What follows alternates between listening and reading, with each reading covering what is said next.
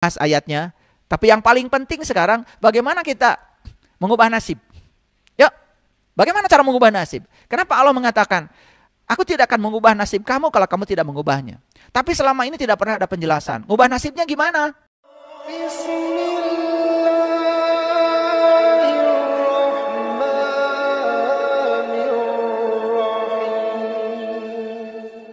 Sekali, karena banyak sekali orang yang suka membuat dalih. Dalih untuk tidak melakukan hal positif. Jadi seakan-akan banyak orang yang sering ingin dibenarkan ketika dia misalnya melakukan perlawanan terhadap kejahatan.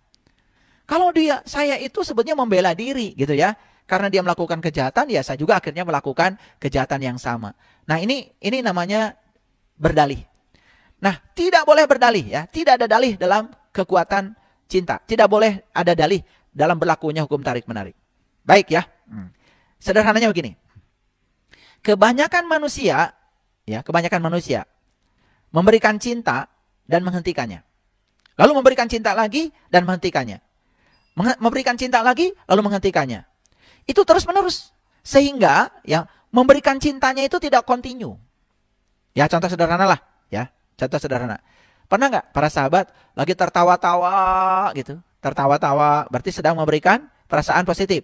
Berarti sedang memberikan cinta pada semesta. Nah, tiba-tiba ada WA. WA-nya apa? WA itu ada tagihan yang datang. Nah, saat kita datang tagihan, perasaan positif yang sedang diungkapkan itu berhenti nggak? Kalau kita mengungkapkan perasaan negatif terhadap tagihan, berarti kita stop memberikan cinta. Selanjutnya kita menghentikannya. Saat kita menghentikannya, berarti kita sedang menghentikan perasaan positif. Apa yang terjadi? Nah, itu kita akan terhenti. Nah, itu yang menyebabkan banyak sekali orang yang sepertinya sudah mengungkapkan cinta, tapi dia menghentikannya. Mengungkapkan cinta, menghentikannya lagi. Nah, kemudian mencari dalih. Dalihnya apa? Dalihnya seakan-akan dia boleh mengungkapkan perasaan negatif itu karena ada tadi tagihan itu. Padahal sebetulnya kalau dia mengungkap perasaan positif, kan dia sedang positif. Tadi sedang tertawa, sedang bernyanyi, ya kan? Nah kemudian saat tagihan datang, ungkapkan juga perasaan positif. Seperti contoh yang saya tadi. Kan dia tidak mengubah perasaannya. Nah sehingga perasaan positif tidak terhenti. Nah, jadi kita bisa memilih kekuatan cinta atau kekuatan positif dan menuai kekuatan cinta itu, atau kita bisa menghentikannya. Nah ketika kita menghentikan itu, ya sudah. Yang akan kita tarik adalah hal yang negatif karena kita memilihnya. Jadi kita tidak dapat menuai kekuatan cinta dengan berdalih tentang mengapa kita tidak memberikan cinta. Jadi berdalih dan melakukan pembenaran mengapa kita tidak memberikan cinta hanya akan menambah hal negatif dalam kehidupan kita. Contoh, kita berdalih ya. Berdalih seperti ini. Ya. Ada orang memarahi kita. Bagaimana saya bisa mengungkapkan perasaan positif pada orang yang marah? Betul nggak? Lalu kita berdalih. Ya saya marah juga karena kesel. Dia kan mau marah sama saya. Nah orang marah itu negatif. Kemudian kita mengungkapkan perasaan negatif dengan cara berdalih. Dan kita mengatakan seakan-akan boleh mengungkapkan perasaan negatif. Sebetulnya dalih itu sedang menguatkan perasaan negatif. Ya, sering nggak begitu kira-kira? Wah, kayaknya sering sekali ya kita melakukan itu. Dan kita berdalih seakan-akan kita sah untuk mengungkapkan perasaan negatif kita. Dengan cara tidak memberikan cinta. Jadi berdalih dan melakukan pembenaran. Mengapa kita tidak memberikan cinta? Hanya akan menambah hal negatif dalam hidup kita. Ya. Coba. Para sahabat. Ada nggak yang terus-menerus memendam marah? Ketika kita terus memendam amarah. Sama seperti menggenggam bara panas. Untuk dilontarkan kepada seseorang. Maka kita yang akan terbakar. Jadi ini perumpamaannya ya. Perumpamaannya. Baik ya. Ada nggak di antara kita yang sekarang masih memendam amarah? Kenapa? Terlalu sakit orang itu menyakiti kita. Lalu kita mencari pembenaran seakan-akan memendam amarah kepada orang itu ya dianggap benar oleh kita. Kita menciptakan dalih.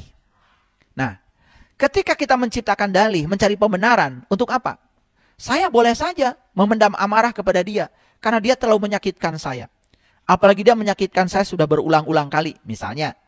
Hati-hati itu. Kalau kasus ini terjadi, persis seperti kita sedang memegang bara. Coba perhatikan saya. Kalau kita memegang bara, untuk dilemparkan pada orang lain, siapa yang terbakar lebih dulu? Bukankah tangan kita? Jadi kalau kita memendam bara untuk dilemparkan pada orang lain, yang pertama akan terbakar adalah tangan kita. Jadi kalau orang-orang yang mencari dalih untuk tidak melakukan cinta, atau tidak memberikan kekuatan positif pada orang lain, dengan cara mencari pembenaran, bahwa dirinya itu dibenarkan oleh dirinya, itu dia sedang menambah kekuatan negatif. Sambil contoh misalkan, banyak kasus ya, saya banyak sekali mendapati yang konsultasi secara pribadi dengan saya, baik online maupun offline, ya. Ya, ada yang sejam, ada yang 2 jam, ya. Tergantung ya, mereka mengambil kelasnya seperti apa. Nah, mereka itu kemudian banyak sekali ya melakukan pembenaran pada dirinya dengan berdalih. Jadi seakan-akan dia memendam amarah kepada orang lain yang pernah menyakitinya itu dibenarkan. Padahal sesungguhnya dia sedang menambah lagi hal negatif ke dalam dirinya. Itu persis seperti orang yang memegang bara. Dia bara itu dipegang, mau dilemparkan pada orang lain, padahal saat dipegang, bara itu sudah membakar dirinya sendiri. Saya sering membuat ilustrasi seperti ini.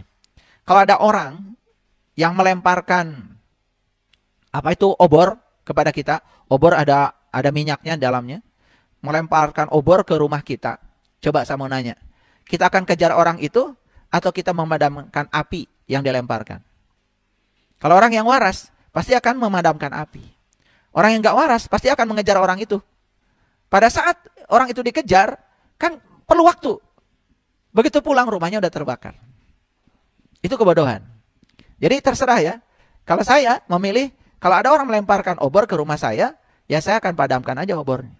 Terus perlu dikejar? Nggak perlu. Karena dia sebetulnya sedang melemparkan obor pada dirinya sendiri. Ya buat apa saya kejar? Capek-capek. Tetapi kalau saya kejar orang itu, sebetulnya saya sedang memilih tindakan saya yang bodoh. Kenapa? Karena begitu saya sudah mengejar orang itu, dan belum tentu orang itu bisa ditangkap oleh saya. Tuh kalau bisa ditangkap pun buat apa? Ya, paling saya berantem dengan orang itu. Yang jelas rumah saya udah terbakar habis. Ya kira-kira ilustrasinya seperti itulah. Jadi mulai sekarang jangan berdalih untuk tidak memberikan perasaan positif sekalipun kejadiannya negatif. Jangan mencari pembenaran untuk menghalalkan, mengungkapkan perasaan negatif ya terhadap sesuatu yang negatif ya, walaupun itu seakan-akan dibenarkan oleh ego kita. Hati-hati ya, jangan pernah mau seperti itu karena itu sangat berbahaya. Ya, oke. Contoh yang lain lah, para sahabat, tentang dalih ini, tentang pembenaran. Pernah nggak kita kesal karena teman kita yang janji bertemu kemudian dia tidak datang? Pernah nggak? Pernah ya, pasti. Kita kesal karena janji bertemu tidak datang. Ya, mohon maaf. Kalau saya janjian dengan orang kemudian tidak jadi bertemu, ya saya nggak perlu kesal. Ya udah ya, tinggal pulang aja. Kenapa sih? Mungkin itu yang terbaik. Itu yang terbaik dari semesta. Bahkan saya berpikir, ya kalau ketemu juga mungkin tidak akan menghasilkan apa-apa. Jadi kalau pikiran kita sudah bergerak ke depan, maka kita akan selalu kecewa. Jadi kalau kita hadir di sini saat ini sekarang, kan banyak hal yang bisa saya kerjakan, walaupun tidak jadi bertemu.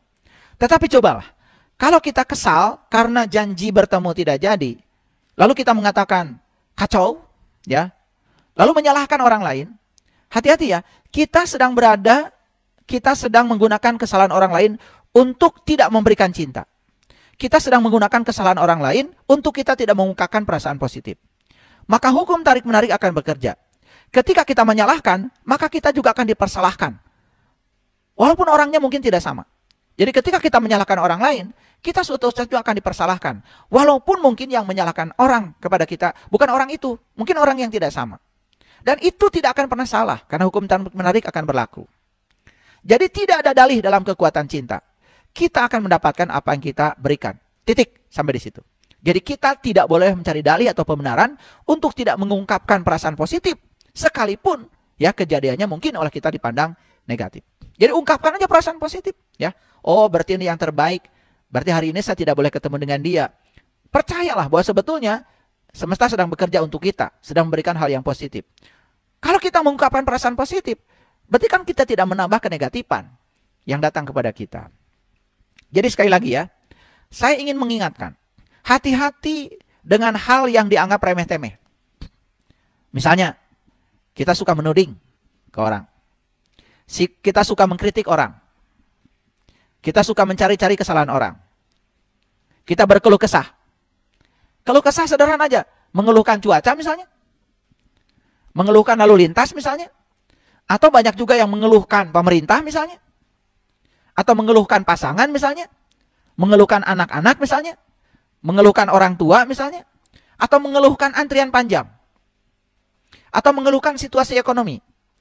Atau mengeluhkan makanan. Atau mengeluhkan tubuh. Mengeluhkan pekerjaan. Mengeluhkan pelanggan. Mengeluhkan bisnis misalnya yang tidak jalan. Atau mengeluhkan harga. Mengeluhkan kebisingan. Hati-hati. Semua itu akan mengembalikan hal yang negatif kepada kita. Dan saya sudah mengalaminya ya. Coba kita mengeluhkan harga. Lalu kita mengatakan, wah, sepatunya mahal sekali, itu perampokan. Kita tidak akan pernah memakai sepatu itu. Tapi kalau kita mengatakan sepatu itu bagus, luar biasa, karya yang indah, pasti saya bisa memakainya. Suatu saat kita akan memakainya. Ini hal yang kelihatan remeh-temeh, tetapi ini kalau dilihat kaitannya, kita akan bisa melihat kaitannya. Contoh yang sederhana lah. Jadi saya pernah mengeluhkan makanan di restoran. Dan setelah itu saya kembali ke restoran sebelum saya bisa mengubah perasaan saya.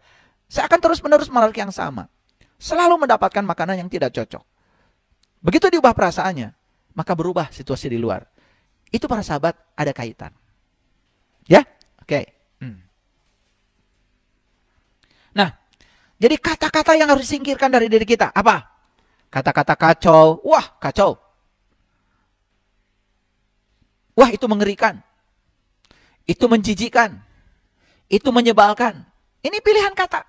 Singkirkan ya kata-kata itu.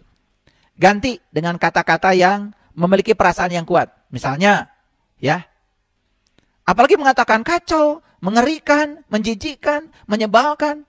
Kemudian kata-kata ini diiringi dengan emosi dan perasaan yang kuat. Semua akan kembali kepada kita. Kita akan dapat yang kacau, kita akan dapat yang mengerikan, kita selalu mendapatkan yang menjijikkan, kita selalu mendapatkan yang menyebalkan, dan semua kita sendiri yang mengundang.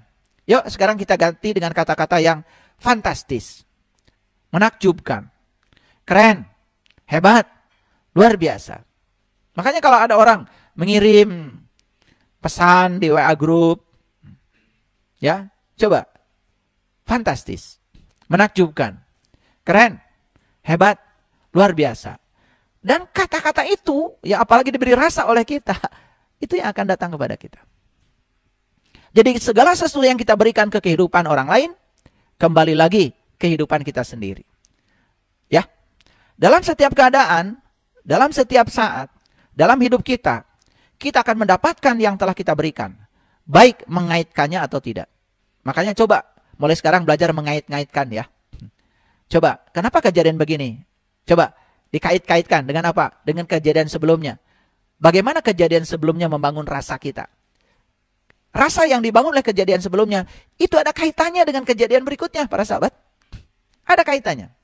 Jadi, tidak ada satu hal yang berasal dari luar. Semua berasal dari dalam diri kita sendiri. Semua dari dalam diri kita. Nah, yang terakhir, ya, saya akan memberikan ilmu tentang titik kritis. Jika kita sudah memberikan lebih dari 50% pikiran dan perasaan positif, kita sudah melewati titik kritis. Bagaimana kalau kita misalnya baru memberikan pikiran dan perasaan itu 51% saja? Itu sudah bagus. Timbangan kita sudah condong ke satu arah. Dan kalau timbangan kita sudah condong kepada yang positif, maka mulai akan membangun perasaan positif. Mulai akan menimbulkan hal yang positif. Dan siklus kepositifan akan berlaku di situ. Tepat pada saat kita mencapai 51%. Jadi tugas para sahabat, tidak usah 75% perasaan positif. Tidak usah 99%. Tidak usah. Bisa melampaui titik kritis saja, 51. Lebih 1 dari 50%. Itu sudah condong ke satu sisi. Percaya sama saya. Di situ hukum tarik-menarik mulai berlaku. Dan kita akan memasuki siklus yang positif. Sebaliknya, kalau 51% itu memasuki perasaan yang negatif, 51%, Artinya apa? Kita juga akan masuk siklus kenegatifan terus-menerus, ya, yang tidak ada ujungnya. Jadi jika kita sudah mengungkapkan 51% saja pikiran dan perasaan positif, timbangan kehidupan kita sudah berat ke satu sisi. Timbangan kita sudah berat ke satu sisi, maka siklus kehidupan positif kita akan didatangi oleh hal-hal positif. Walaupun mungkin kecil dulu. Ya, begitu 51% tercapai, kita akan didatangi mungkin oleh satu hal positif, tapi itu membangun perasaan positif. 2 hal positif, semakin positif lagi. 3 hal positif, semakin positif lagi. Apa yang terjadi? Kita akan sangat heran. Kenapa? Hidup kita dihujani oleh hal-hal yang positif. Ya, para sahabat. Mohon maaf ya. Saya kadang-kadang mau beli baju aja, baru mau beli baju, kadang-kadang gak jadi-jadi. Kenapa? Baru mau beli baju, tiba-tiba ada orang yang ngasih baju yang persis sama yang saya mau. Mau beli sepatu, nggak jadi. Kenapa? Diantarkan sepatu ke rumah, nggak usah kita pergi ke toko. Saya pengen sepatu olahraga yang ini. Mohon maaf, saya tiba-tiba ada ya. Saya ingin jas seperti itu. Persis jasnya itu yang saya. Jadi saya pernah jalan-jalan waktu itu ke satu toko di mall. Ada jas bagus dan saat itu saya sedang lupa membawa ATM saya. Dan saya juga tidak membawa uang yang.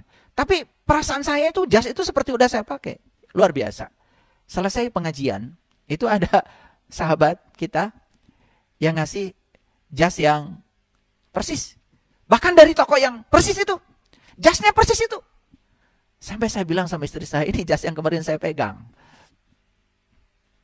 Ya, makanya sekarang ya, belajar mencapai 51% aja dulu ya, tidak usah 75%. Pernahkah kita mendapatkan hal yang menyenangkan susul menyusul? Atau sebaliknya, hal yang tidak menyenangkan susul menyusul? Pernah? Hati-hati ya. Ini karena mungkin kalau yang menyenangkan susul menyusul itu datang, itu karena kita sudah mencapai titik kritis 50% ke atas. Tetapi kalau yang buruk susul menyusul, juga kita sudah mencapai titik kritis 50% ke atas, tetapi untuk timbangan yang negatif. Jadi sekarang saya memberikan resepnya, capai aja dulu 51%.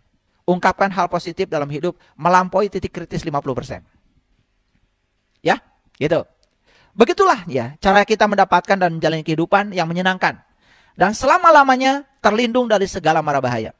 Demikianlah caranya, kita menjadi kekuatan positif, ketika keadaan kelimpahan datang, keselarasan tertarik kepada kita. Jadi begitu mencapai 51%, percaya sama saya, mungkin berikutnya 52%, 50%, bahkan akan melesat dengan begitu mudah, mencapai di atas 80%. Dan ini harus dipraktekkan ya, para sahabat, tidak cukup dengan mendengarkan kajian saya. Sayang sekali kalau kajian tidak dipraktekkan. Dan sekarang, saya sedang membagikan rahasia bagaimana mengubah nasib kita. Ayatnya kan sudah jelas ya. Siapa yang tidak mengubah nasibnya, maka Allah tidak akan mengubah nasib dia. Sudahlah, ayat itu sudah lama kita dengar berulang-ulang. Dan saya juga tidak membahas ayatnya. Tapi yang paling penting sekarang, bagaimana kita mengubah nasib. Ya, bagaimana cara mengubah nasib? Kenapa Allah mengatakan, aku tidak akan mengubah nasib kamu kalau kamu tidak mengubahnya. Tapi selama ini tidak pernah ada penjelasan. Mengubah nasibnya gimana? Dan sekarang saya kasih tahu rahasianya. Cara mengubah nasibnya. Jadi bagaimana caranya kita membuat timbangan berat ke satu sisi? Untuk mengubah hidup kita, yang harus kita lakukan sekarang adalah memberikan 51% waktu untuk memberikan cinta lewat pikiran dan perasaan kita. Jadi waktu yang kita punya ini setidak-tidaknya 51% saja. 51% saja dari waktu kita digunakan untuk memberikan cinta lewat pikiran dan perasaan kita. Pikiran dan perasaan yang baik. Para sahabat, percaya sama saya. Kita akan melampaui itu. Kebaikan akan datang kepada kita susul menyusul. Begitu 51% tercapai, maka kita akan mengalami percepatan. Dan perbanyakan berbagai hal yang menyenangkan. Ini percepatan. Jadi susul menyusulnya itu percepatan. Jadi percepatan itu artinya kita akan mengalami perubahan kecepatan, persatuan waktu. Hiduplah pada hari ini, bukan di hari kemarin.